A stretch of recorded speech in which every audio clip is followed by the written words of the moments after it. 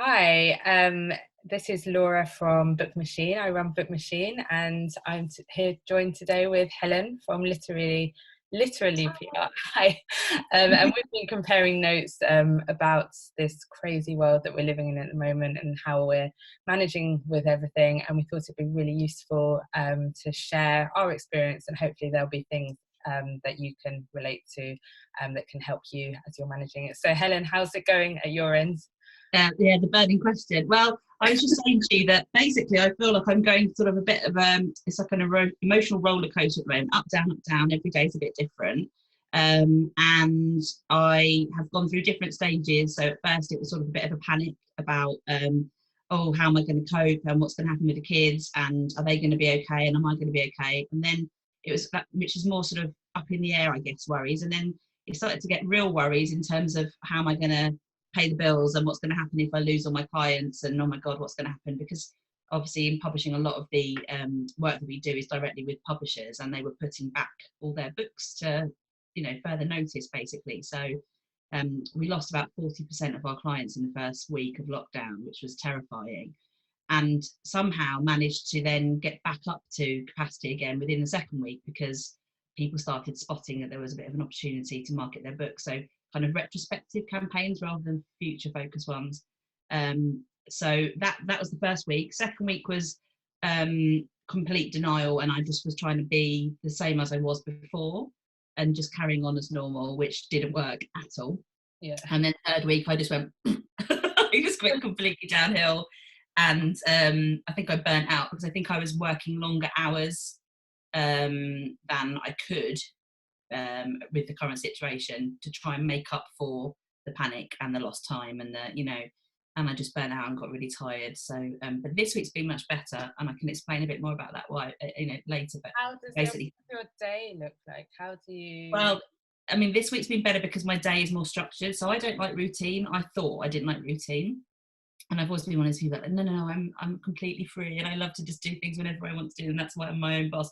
And then I realised that's absolute, because actually I have two kids, so I'm always structured, my day is structured around them. Yeah. So even though I didn't really realise it, I was always working sort of like 6.5 hour days, and I would work usually right through that. Some days I wouldn't even go to the loo, I'd just be like, and then, and so I naturally had a structure, and I didn't realise that. So this week, what it's been looking like is an hour of emails in the morning before the kids wake up, and social media and stuff. Then I am working all day Monday, Thursday mornings, Friday mornings, and then every day 1 till 4, which sounds really all over the place, but actually it's given me that's structure.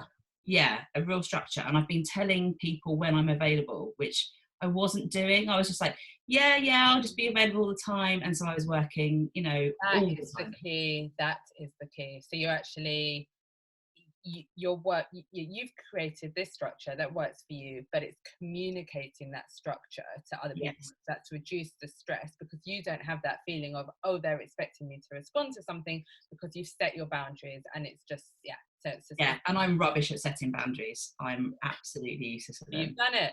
But this week, that's this week. But like I say, every week's been different. What about you? What are you doing?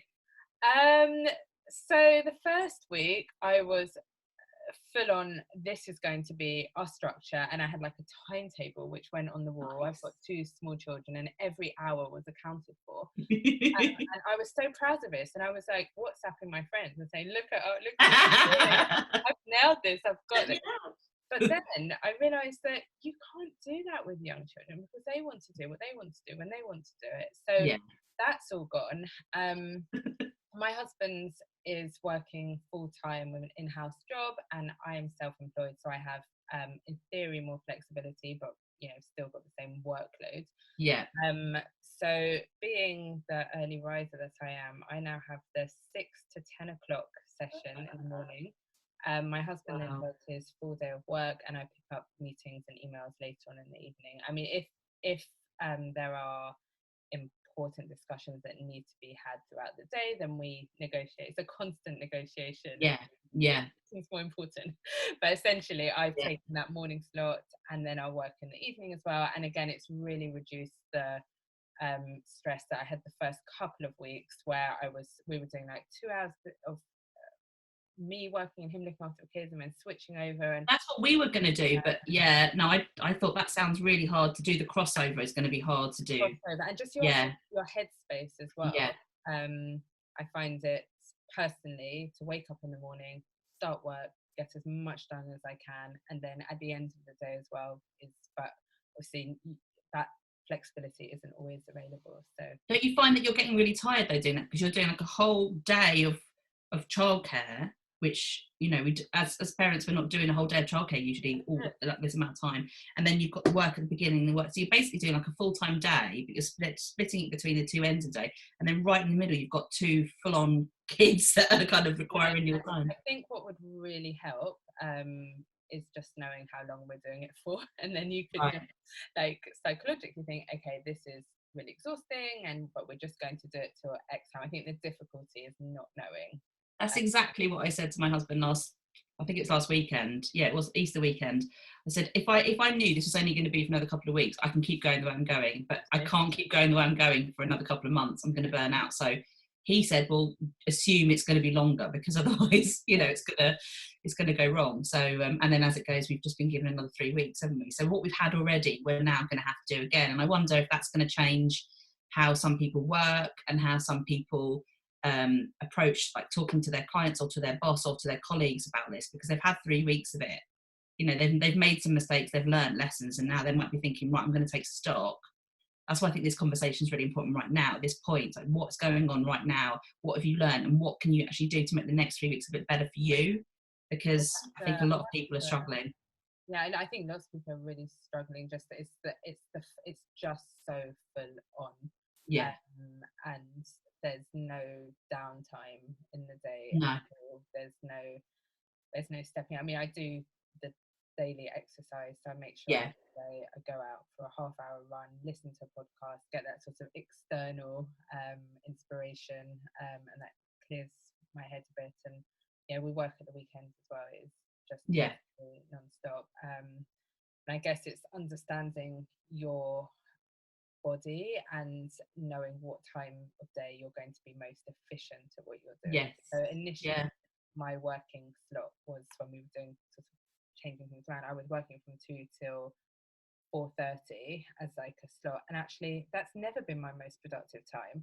Right. So in this environment, there is no point me trying to do my work then, whereas I'm much more productive in the morning. So I guess it's working around your body clocks and understanding that because 2 hours of work for me in the morning is not equivalent to 2 hours of work in the afternoon. That's so interesting. Yeah, it's about knowing your productivity. Somebody was saying to me the other day that you can't expect productivity to be the same now as it was a month ago in any industry for any person. And I think that's so important, because I think a lot of people, including myself, thought that I would be able to just carry on as normal, because I do work from home most of the time. I only go into London once a week, max. Yeah. Why would it change? Why is it changing? And then, and then somebody else said that you're not working from home, you're trying to work from home during a crisis. Yeah. And I was like, it's not the same thing. We're not working at home in the same way as we were a month ago. But I think put that pressure on yourself that exactly you do the best you can do with the time you've got and the resources you've got, and within the current climate. And so what would be like your top tips for someone who's maybe getting a bit stressed out about how everything's going, and maybe, you know, thinking forward to the next few weeks of how are they gonna survive this and come out the other end? That's a really good question. I think about what part of the day are you outside a crisis, what part of the day can you be most efficient from a work perspective and getting your work done, and if possible, depending on your setup, do your work during that period. Don't try and work in your least productive time, because you're going to be even less productive than you normally would be.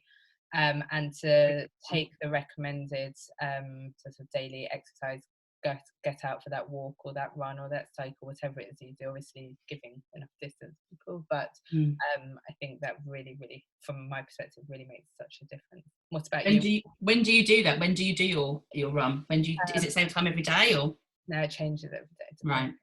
Depending on when my husband's working, what the kids are doing, and if someone needs to be, my daughter's still has naps, so if I can go with the nap, and it changes. So right. Tell you, what would your top? I think my my sort of top tip would be, don't beat yourself up about anything, because I think a lot of us do sort of take it all on board, and we try and be all things to all people, don't we? And I think there's a lot of pressure on, like I say, continuing with the same level of productivity, same hours, same routine as you were doing before, and I don't think that's possible, even though it's taken me like 3 weeks to realise that. And I think, going back to what I said at the beginning, is like, you know, if you do work something out and you think that it's okay for you schedule wise, then maybe try to communicate that with people, so that then you're not feeling like you're having to be switched on all the time. And that's actually something that I really should have, I've been trying to work on that before now, you know. So actually, like, it's kind of a positive from lockdown, really, that I'm always on, as I know a lot of us are when we work for ourselves or we're freelance, and it's just not that healthy to be always on. So I'm actually switching my phone off at 8 o'clock every night now, and literally turning it off, so I just can't see anything. And at first I was waking up and I had an almost sense of dread of, oh God, I checked my phone. I thought, oh God, no, I'm going to have loads of messages. And I did. But I think people started to work it out, and I had told them, but people started to work it out that I wasn't going to be answering messages after 8 o'clock. And it's very quickly people start getting it, you know. So it is fine. It's just communicating and talking about it and talking about how you're feeling. And if something isn't working, and not being afraid to like say, this isn't working for me. Let's change this. And then the other one was just, I mean, this is just a practical one, but what I found is I don't want to do too much as well. Give myself, you know, you can write yourself a to-do list. I love a to-do list. Yeah, I used to write one. I'd be like, yeah, I'm going to do all this. And most days I would actually get it done because I had quite a lot of time. But now I don't have as much time. So I'm really prioritising the like really super urgent stuff. And then I'm giving myself a realistic couple of hours worth of things to do. I then feel amazing that I've actually achieved it. And also it means that I am actually cracking through quite a lot of work, but I'm just not maybe doing it, I can say, as productive as I usually would be. But those 2 hours, when I'm really focused in the afternoon, I'm getting it all done, because I'm not giving myself a list that's that long. I'm giving myself a list that's more like that. That's a really good point on the to-do list. I love a to-do list, and the same. I normally like stack up a day.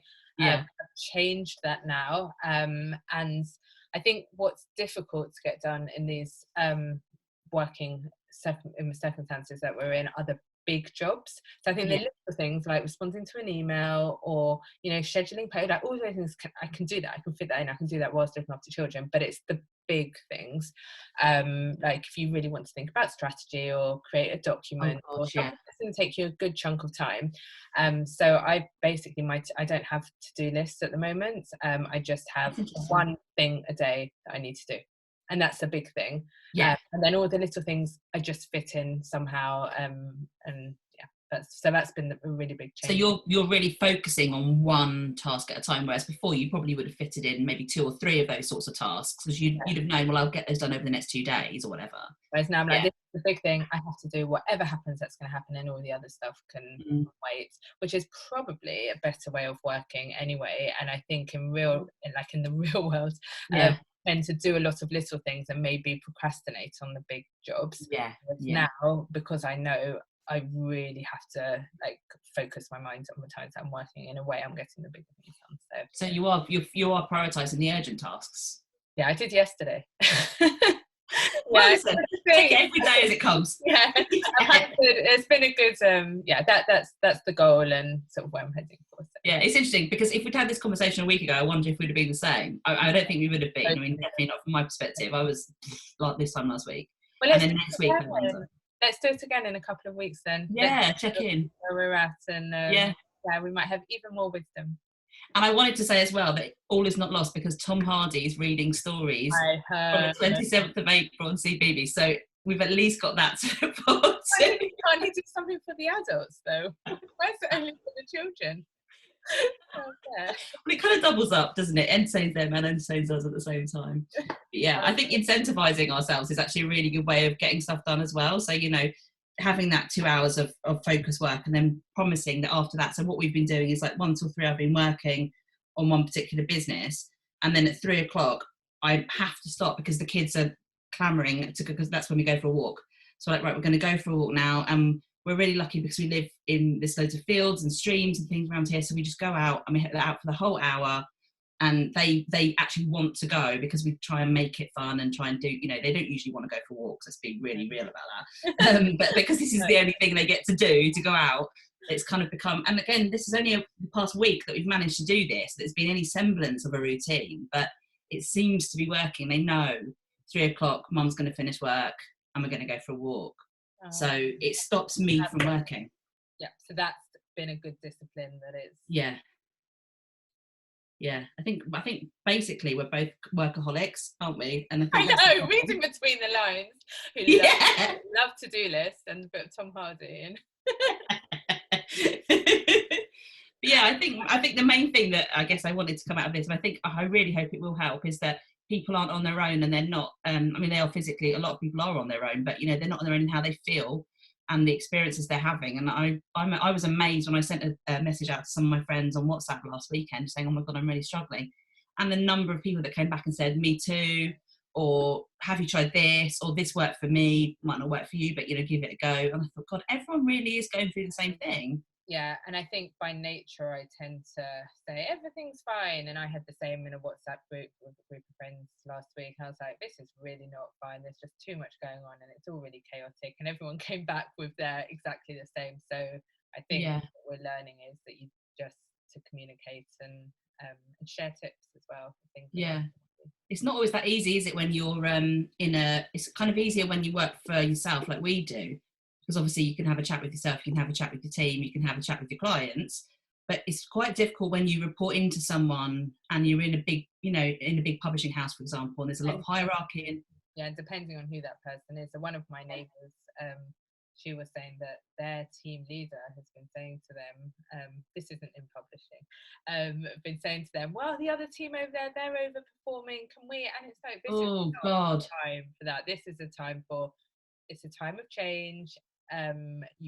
You know, do what you can do. Like we obviously have our objectives and business is running as normal, but you know, and it's sort of coming together and not throwing that sort of competitive edge in it, because there's things happening every single day which are totally out of our control, and all we can really do is try our hardest within the current circumstances. That sounds like a very tough leadership style that would only work in certain settings anyway, let alone during a pandemic. During a pandemic, that team are over. Yeah. I mean, that sounds a bit crazy, but the pressure of just feeling that you can't say anything, though. I was just saying to you before we started talking on the recording that I've had meetings where we've just sort of gone straight into business as usual. No one's acknowledged that there's a pandemic going on, or that most of us are wearing our pajamas on our bottom halves. You know, you just think if somebody could just slightly lighten the mood a bit. I know I completely respect everyone's got really busy schedules, and I don't want to waste their time by just chatting about, you know, homeschooling and stuff. But at the same time, just a couple of seconds of acknowledgement that we're all going through something really weird would have really helped. But it was kind of boom, right, so let's get into business. And I was like, oh, okay, you know, and it was just a bit much. It's the human touch, and everyone's going through things, and like sadly you don't know what's going on in, you know, in people's families. Like we've got casualties, there's just so many things that you need to be sensitive about at the moment, and definitely the human touch for sort of checking in on how people are doing. Completely agree.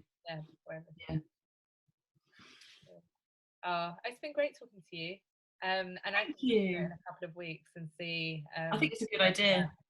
We should. Let's definitely do that. Cool. Brilliant. Take care, everyone. Good luck with your day.